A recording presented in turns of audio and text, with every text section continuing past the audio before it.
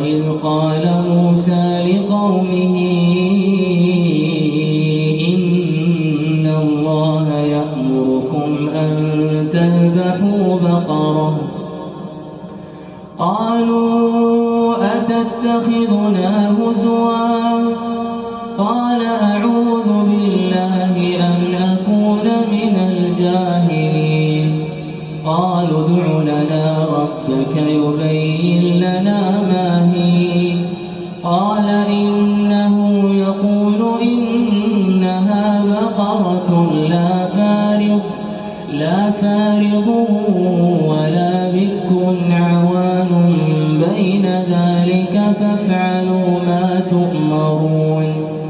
قالوا ادع لنا ربك يبين لنا ما لونها قال إنه يقول إنها بقرة صفراء فاقع لونها تسر الناظرين قالوا ادع لنا ربك يبين لنا ما هي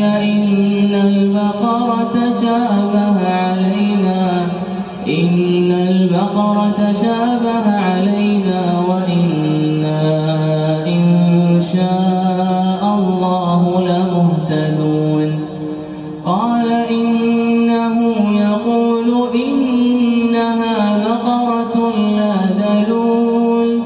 لا ذلول تثير الأرض ولا تسقي الحرث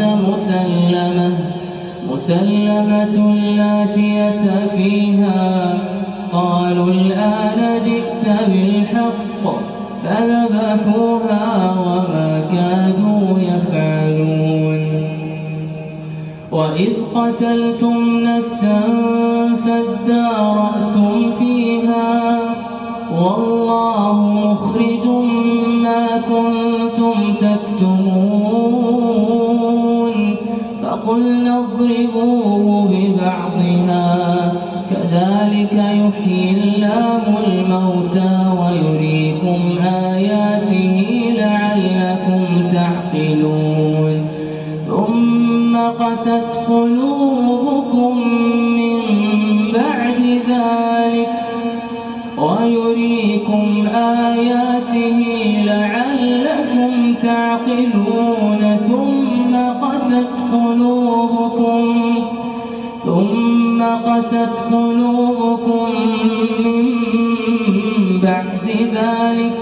فهي كالحجارة أو أشد قسوة